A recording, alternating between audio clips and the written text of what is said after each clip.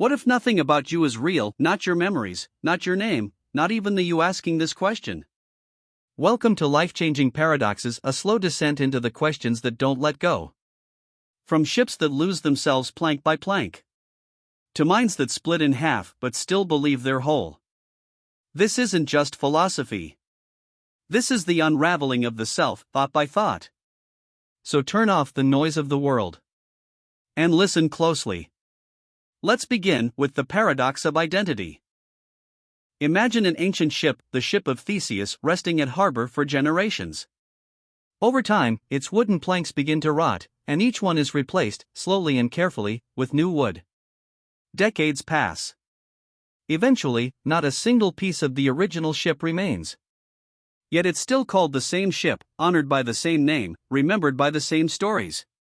But now imagine something stranger. Someone takes all those discarded, original planks and rebuilds the ship elsewhere, piece by piece, in the exact same order. Now, we are left with two ships. One made of original parts, and one that evolved through replacement. The haunting question arises, which one is the real ship of Theseus? But this isn't just a puzzle about boats. It's a mirror, quietly asking us about our own identity. Your body replaces most of its cells every few years. Your thoughts, beliefs, habits, even your memories, change with time. You are not the same person you were 10 years ago, or even last week. And yet, you still call yourself me. But if every part of you has changed, then what exactly has stayed the same? If your personality is shaped by memory, and memory is fragile, then is yourself even real, or just a story your brain keeps rewriting? Philosophers and scientists wrestle with this paradox because it pokes at something deeply human, the illusion of permanence. We build identities, relationships, and meaning on the assumption that continuity equals sameness. But maybe it doesn't. Maybe what we call self is just a process, a living, moving pattern, like a river that keeps flowing even though no single drop of water stays the same. And this raises another uncomfortable thought. If we're constantly changing, then what does that mean for love, friendship, forgiveness, or guilt? If we are not the same person who made a mistake, are we still responsible for it? If someone changes, do we still owe them the same loyalty, or has the person we loved already drifted away? The ship of Theseus doesn't give us a final answer. That's the trap. It simply opens a quiet door in the mind and leaves you standing there, wondering if identity is something we have, or just something we pretend to hold on to. And in that silence, a chilling thought arrives: perhaps the only permanent thing about you is your ability to change. Grandfather Paradox, time travel contradiction. Imagine you invent a time machine. Driven by curiosity or a desire to reshape the past, you travel back in time, decades before your birth, to the era when your grandfather was a young man. Now suppose, in some twisted scenario, you accidentally or deliberately cause your grandfather's death before he ever meets your grandmother. If he dies before having children, then your father or mother will never be born. And if your parent is never born, then neither are you. But here's the contradiction: if you were never born, how did you travel back in time to cause his death in the first place? This is the haunting loop of the grandfather paradox. It doesn't just bend time, it fractures the very logic of cause and effect. This paradox isn't only a sci-fi trope. It strikes at the heart of our understanding of time, identity, and free will. If time is linear and events follow a strict chain of cause and consequence, then such a paradox should be impossible. But if time is more fluid, branching, or circular, then reality becomes stranger than we imagined. Some theories propose that any change to the past creates a new, branching timeline. Others suggest the universe will always correct itself, preventing contradictions. But each solution creates more questions. Are there infinite versions of you? Can destiny be changed? Or are all events, past, present, and future, locked in place, like a movie that's already been filmed, and we're just watching it unfold? The grandfather paradox doesn't just challenge the physics of time, it challenges your own existence. If changing the past unravels the present, then what are you? A product of unbroken history, or just a temporary illusion, held together by the fragile thread of time that could snap if even a single moment were altered? Can an all-powerful being create a stone so heavy that even it cannot lift it? If the answer is yes, then there's something it cannot do: lift the stone. And if the answer is no, then there's something it cannot do, create the stone. Either way, we arrive at a contradiction. This is the essence of the Omnipotence Paradox, a centuries-old thought experiment that challenges the very idea of infinite power. It forces us to confront a logical puzzle. Can true omnipotence exist without breaking the rules of logic itself? The paradox doesn't just target the limits of divine power, it stretches the boundaries of language, logic, and existence. If omnipotence means can do anything, then does that include the ability to defy logic? Can a square be made circular? Can 2 plus 2 be made to equal 5, not metaphorically, but truly? Some philosophers argue that omnipotence must be redefined. Not as the ability to do the logically impossible, but as the power to do anything that is logically coherent. But even this redefinition has implications. It introduces limits, not on power itself, but on what power means. Religions often sidestep this trap with mystery, claiming that divine nature operates beyond human comprehension. But the paradox still lingers. It's not just about theology. It's about the limits of all authority, the paradox of perfection, and the uncomfortable idea that even the idea of infinity might contain boundaries. In the end, the Omnipotence Paradox doesn't just ask whether God can lift the stone. It asks whether we can ever truly understand power without destroying the logic that holds our universe together. Imagine you're a brilliant scientist in the year 2100. One day, you receive a mysterious manual. It contains the complete blueprints for building a time machine. You follow the instructions, build the machine, and then travel back in time to the year 2050, where you give that same manual to your younger self. That younger version of you studies it, grows up, and eventually becomes the same scientist who builds the time machine and passes it back again. But wait, where did the manual originally come from? Who actually wrote it? This is the unsettling mystery of the Bootstrap Paradox, a time travel contradiction where an object, idea, or piece of information has no clear origin. It loops endlessly through time, past from future to past, never being created and yet always existing. Like a ghost of logic. Like a song that no one ever composed, yet is always being sung. At its core, the Bootstrap Paradox breaks the natural chain of cause and effect.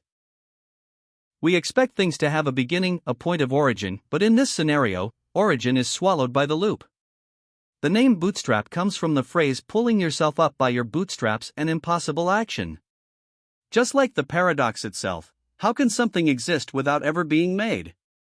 Philosophically, it challenges our deepest assumptions about knowledge, authorship, and even the self. If a person learns something from the future, teaches it in the past, and it loops endlessly, who actually created the knowledge? Does originality even exist?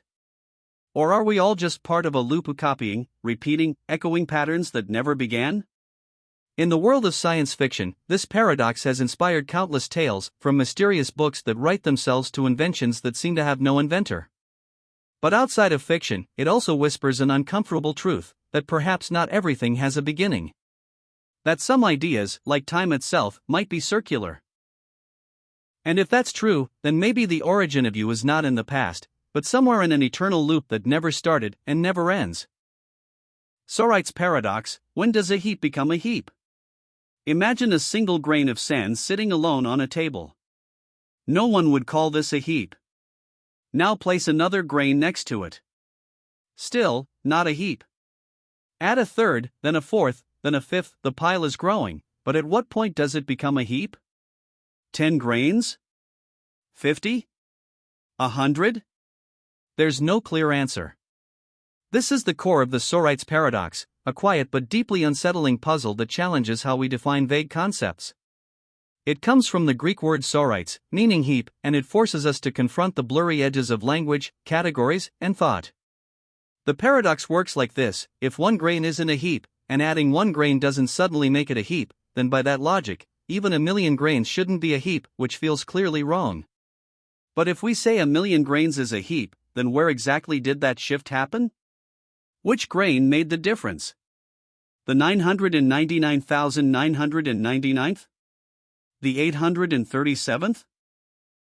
There's no exact moment you can point to, and that's the troubling part. We rely on these kinds of vague terms constantly in life. Tall versus short, rich versus poor, happy versus unhappy. And yet, their boundaries dissolve the closer we look. Philosophically, the Sorites Paradox shakes the foundation of how we make decisions, assign labels, and form judgments. It reveals that many of our concepts are not built on hard lines, but soft gradients, and we often pretend those gradients don't exist. It applies not just to physical heaps, but to identity, morality, aging, politics, even consciousness. At what point does a fetus become a person? When does a good action become evil? When does youth become old age? In the end, the Sorites Paradox doesn't just ask a question about sand, it asks whether our minds are equipped to deal with the subtlety of reality. And it leaves us with an uncomfortable truth, that perhaps much of what we think we know is only an illusion of clarity drawn from a world of fuzzy edges. Zeno's paradoxes, infinite division of time and space. Imagine you're standing at one end of a track, and your goal is to reach the other side. Simple, right? But Zeno of Elea, a Greek philosopher from the 5th century BCE, had a mind-bending argument: you can never actually get there. Why? Because to reach the end, you must first reach the halfway point. And before that, you must reach half of that. And half of that again. And again. This leads to an infinite number of steps, each smaller than the last, but never ending. So if there are infinite steps between you and your goal, how can you ever arrive? This is Zeno's paradox of motion, and it throws a wrench into our understanding of movement, space, and time itself. Another version involves Achilles and the tortoise. Achilles, the fastest runner, gives a slow-moving tortoise a head start in a race. By the time Achilles reaches the tortoise's starting point, the tortoise has moved a bit farther. When Achilles reaches that next point, the tortoise has moved ahead again, and so on, forever. According to Zeno, Achilles can never overtake the tortoise because he's always catching up to where it was, not where it is. It's absurd. We know Achilles wins, yet logically, it seems airtight. And that's what makes Zeno's paradoxes so haunting. At their core, these paradoxes aren't just about movement, they're about the infinite divisibility of space and time. They force us to ask, is reality continuous or made of tiny, indivisible pieces? If time can be endlessly divided, does it ever truly pass? If space can be broken into infinite parts, how do we measure distance at all? Mathematically, calculus and limits have offered resolutions, showing that infinite series can sum to finite values. But the paradoxes still linger in our minds, not just as technical puzzles, but as mirrors reflecting the limits of human logic when it tries to grasp infinity. They suggest that maybe our everyday sense of motion and progress is built on assumptions we don't fully understand. Zeno's paradoxes don't stop you from walking across a room, but they do stop you in your thoughts, with a quiet whisper: what if nothing is as simple as it seems? The paradox of tolerance: can a tolerant society tolerate intolerance? At first glance, tolerance seems like a universal good, the mark of a just and open society. But in 1945, philosopher Karl Popper posed a disturbing challenge: what happens when a tolerant society extends its tolerance to those who are openly intolerant? If freedom of speech and belief allows hateful ideologies to grow unchecked, then these very ideologies may rise to power and destroy the tolerance that allowed them to exist. This is the heart of the paradox of tolerance, the idea that in order to preserve an open society, it may be necessary to refuse tolerance to the intolerant. It's a moral and political dilemma. On one hand, silencing anyone, even extremists, risks compromising the values of free expression. On the other hand, history has shown that when intolerance is ignored or excused, it can metastasize into oppression, violence, and authoritarian rule. Think of fascism in 20th century Europe. It wasn't defeated by debate, it was stopped by force. Popper didn't argue for suppressing all offensive ideas. He warned against unlimited tolerance, especially when intolerant groups use open societies as tools to gain power, only to shut them down once they do. In essence, he suggested a boundary: we should be open to dialogue with most, but once someone refuses reason and advocates for violent suppression of others, tolerance reaches its limit. This paradox forces us to ask hard questions. Where do we draw the line between free speech and hate speech? Can we be too open-minded? Is censorship ever justified? It's a paradox that sits at the center of modern democracy, online platforms, protest movements, and public discourse. And like many paradoxes, it has no perfect answer, only the unsettling reminder that even our highest values, like tolerance, must sometimes defend themselves. The liar paradox, this statement is false. At first, it seems like just a clever word trick, this statement is false. But the moment you try to figure out whether it's true or false, your mind starts to twist. If the statement is true, then what it says must hold, meaning it is false. But if it's false, then it isn't actually false, meaning it's true. Either way, you're stuck in a loop of contradiction, where logic collapses on itself. This is the liar paradox, one of the oldest and most mind-bending puzzles in philosophy and logic, first recorded by the ancient Greek philosopher Epimenides, who claimed that all Cretans are liars, while being a Cretan himself. The power of this paradox isn't just in the wordplay, it breaks the basic rules of logic. Logic relies on binary truth, things are either true or false, not both. But the liar paradox is self-referential, it refers to itself, and in doing so, exposes a flaw in how we handle truth and language. It's like a mirror reflecting another mirror, endlessly. Modern versions of this paradox appear in mathematics, artificial intelligence, and even computer programming. The famous mathematician Kurt Gödel used a similar self-referential idea in his incompleteness theorems, showing that in any consistent mathematical system, there will always be truths that cannot be proven within the system, essentially mathematical versions of the liar paradox. Philosophically, it goes even deeper. Can everything be labeled true or false? Or are there truths that resist categorization? The liar paradox doesn't just toy with language, it exposes the limits of human understanding. In an age filled with misinformation, contradictions, and self-justifying narratives, the paradox feels more relevant than ever. Because sometimes, the most dangerous lies are the ones wrapped inside truth. Buridan's ass, perfect balance leads to death. Imagine a donkey placed exactly between two identical piles of hay. Both are equally fresh, equally distant, and equally appealing. The donkey is perfectly rational, and always chooses the better option. But in this scenario, both options are exactly the same. It can't find any reason to pick one over the other. So, caught in perfect indecision, the donkey stands still, and eventually dies of hunger. This is the tragic thought experiment known as Buridan's ass, a paradox that shows how too much balance, without any differentiating factor, can lead to complete paralysis. At first, it seems absurd. How could a living being starve surrounded by choices? But this paradox goes far beyond donkeys and hay. It speaks to the limits of pure logic. When everything is equal, reason alone can't act. And in the real world, humans and systems often face similar dilemmas. We hesitate between two job offers, two beliefs, two futures. And the indecision itself becomes a silent destroyer. The paradox warns us, perfection in logic does not always lead to action. Sometimes, too much rationality can be fatal.